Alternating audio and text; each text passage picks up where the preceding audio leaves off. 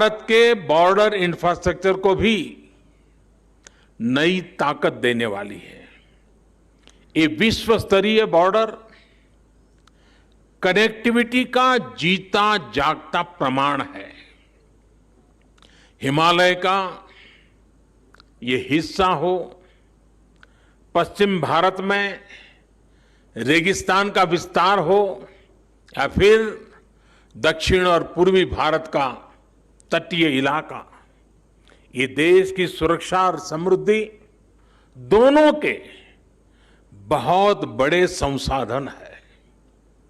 हमेशा से इन क्षेत्रों के संतुलित और संपूर्ण विकास को लेकर यहां के इंफ्रास्ट्रक्चर को बेहतर बनाने की मांग उठती रही है, लेकिन लंबे समय तक हमारे यहां बॉर्डर से जुड़े इंफ्रास्ट्रक्चर के प्रोजेक्ट या तो प्लानिंग के स्टेज से बाहर ही नहीं निकल पाए, या जो निकले वो अटक गए, लटक गए, भटक गए।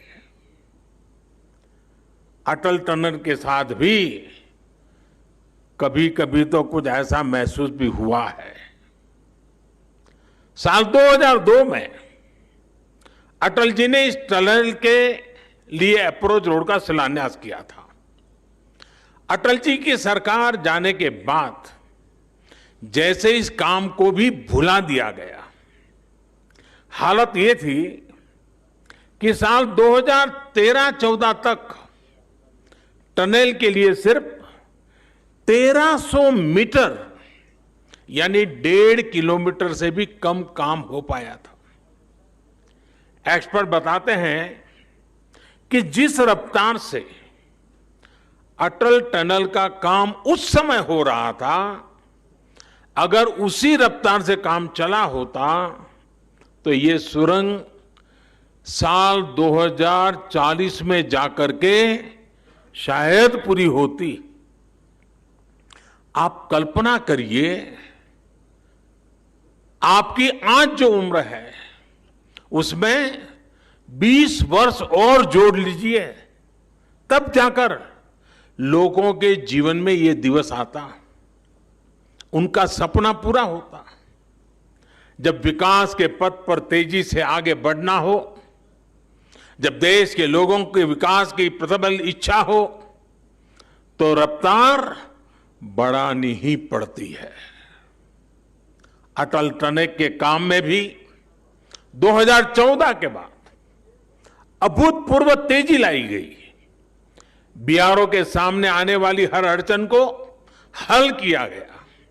नतीजा यह हुआ कि जहां हर साल पहले 300 मीटर सुरंग बन रही थी, उसकी गति बढ़ाकर 1400 मीटर प्रति वर्ष हो गई।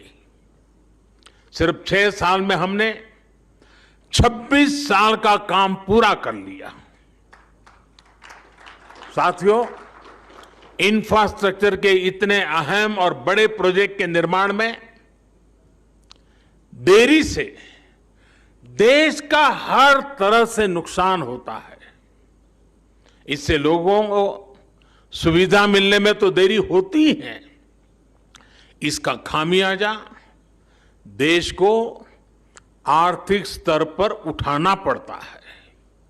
साल 2005 में यह आकलन किया गया था कि ये टनल लगभग 950 करोड़ रुपए में तैयार हो जाएगी, लेकिन लगातार होती देरी के कारण आज ये 3 गुना से भी ज्यादा यानी करीब करीब 3200 करोड़ रुपए से अधिक खर्च करने के बाद पूरी हो पाई है।